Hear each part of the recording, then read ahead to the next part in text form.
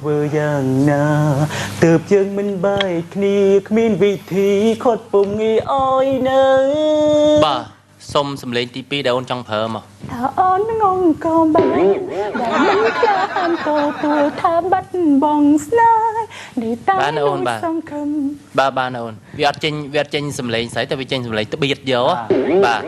ចាប់ពីថ្ងៃស្អែកនេះបងនឹងលែងឲ្យឃើញមុខបងនឹងចេញឲ្យផុតពីជីវិតអូ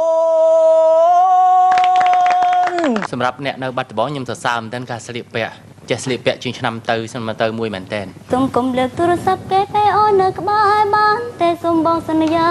ពេលនៅជាមួយសង្សារមេតាកុំញ៉ាយនេះផ្សេងទ្រាំឈុំមកអូនមកចេញមុខបងលេងអសូដូបេដងស្រីម្នាក់នេះ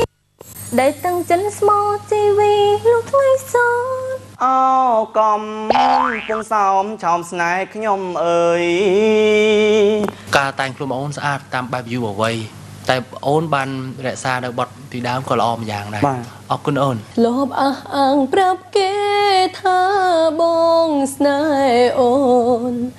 ហើយវាជាស្នេហាដែលគ្មានថ្ងៃសូនអោប្រាំងវិជាទីមនោរម្យ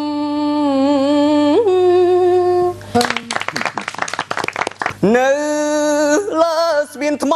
កណ្ដាលរាត្រីព្រោះម៉ែគាត់ក្រគៀកោក៏ធ្ងូទួញយំប៉ុន្តែក្តីស្នេហាគឺត្រូវការតែម្នាក់ប៉ុណ្ណោះ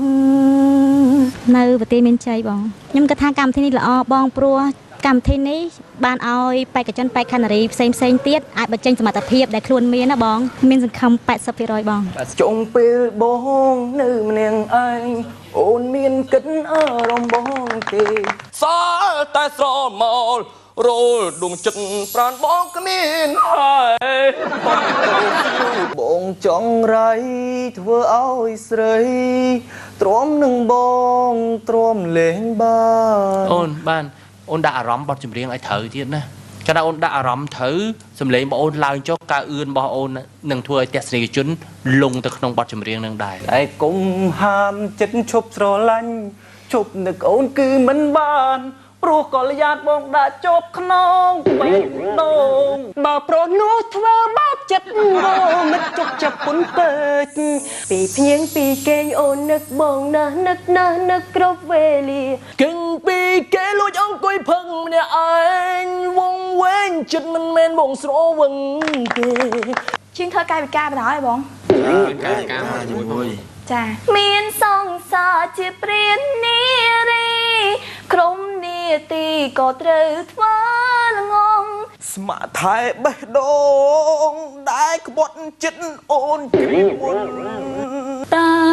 ដំបងដែកជួយជាសាស័យបើខលទៅមិនដឹងក្នុងនាមជាមិត្តឬ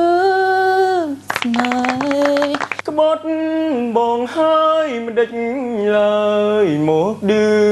ថ្ងៃមុនរៀបរយអើយបានជួបចុះមិនដេចអីលើបងប្រថាមានតែរូបស្រីពេលនឹងហេតុអ្វីមានមនុស្សស្រីម្នាក់ទៀតបងជប់ធ្វើពីនារីយូរណាស់មកហើយសុំជួបបងត្រឹម1 ម៉ោងមិនប៉ងសុំបងវាក្បែរចង់ប្រាប់អូនព្យាយាមដែរតែមិនអាចភ្លេចដល់ធំអើយដឹងក្តីស្អីល្អដាច់គេជប់សិនមើលវិញបត់សមុទ្រមានហេចឹងដែរអីអត់ផងលោកគ្រូអត់ផងមិនក៏ស្រែកទៅឯណាឯនោះវិញខ្ញុំច្រៀងអត់ដូចលោកគ្រូខ្ញុំជឿថាឱកាសនេះមិនមែនជាឱកាសរបស់អូនទេសុំទោសបងពួកខ្ញុំការស្រឡាញ់របស់ខ្ញុំគឺស្រឡាញ់សិល្បៈការស្រឡាញ់សិល្បៈមិនចាំបាច់អូនត្រូវក្លាយជាតារាចម្រៀងនោះទេអូនស្រឡាញ់អូនចូលរួមអូនថែរក្សាជាមួយនៃមរតកវប្បធម៌ខ្មែរគឺគ្រប់គ្រាន់ហើយអូខេអរគុណច្រើនអូនជួបគ្នាឱកាសក្រោយណាសូមអញ្ជើញ